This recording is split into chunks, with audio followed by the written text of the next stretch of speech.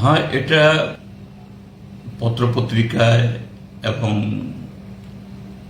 বিভিন্ন চ্যানেলে, সোশ্যাল মিডিয়াতে আমিও দেখেছি। এবং যে ভদ্রলোক যার এই দুর্ভাগ্যজনক মৃত্যু হয়েছে, তার স্ত্রীর কথাও সরাসরি শুনেছি।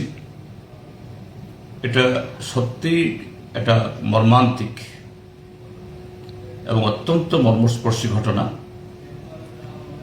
যে একজন খুবই অল্প বয়সী মহিলা, তার একটা ছোট্ট সন্তান আছে, আবার পেটে আর একটা সন্তান আসছে। এই অবস্থায় তার স্বামী অকালে চলে গেছেন। হ্যাঁ, এটা ঘটনা যে পরম্পরা নানাভাবে যেটা আসছে, ভারতীয় জনতা দলের অভ্যন্তরীণ ঘটনা হল এটা যে পর্যায়ে পড়ছে, এই ভদ্রমহিলা যেভাবে সরাসরি তাদের দলীয় নেতাদের এবং এই উপনির্বাচনে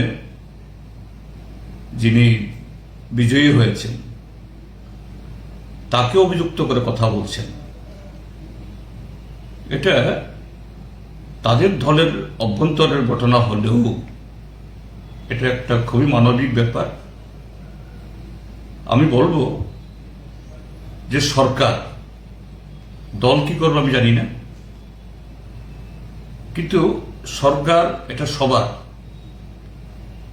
স্বরাষ্ট্র দপ্তর বা পুলিশ একটা উচ্চ পর্যায়ের নিরপেক্ষ তদন্ত টিম গঠন করে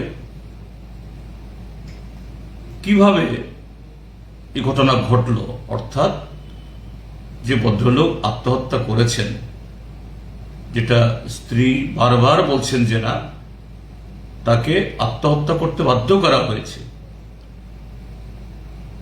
এটা তদন্ত করে এবং সেখানে এই মৃতর যিনি স্ত্রী তিনি কিছু নামও বলছেন,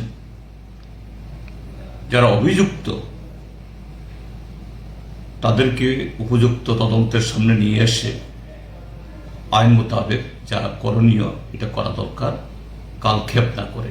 এটা না করা হলে পরে সমাজে এটা খুবই খারাপ বার্তা যাবে যে কোনো দলের ভেতরে এরকম কোনো অপরাধ, অমানবিক ঘটনা ঘটলেই সেখানে দেশের আইন কানুন ওইখানে অচল হয়ে যায় না।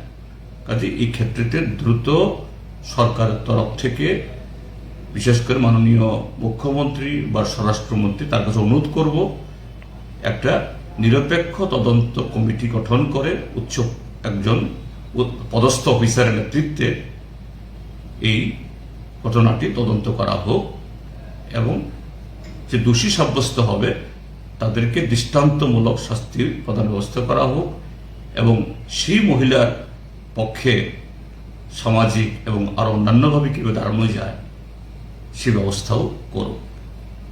এটাই হলো আমার আবেদন।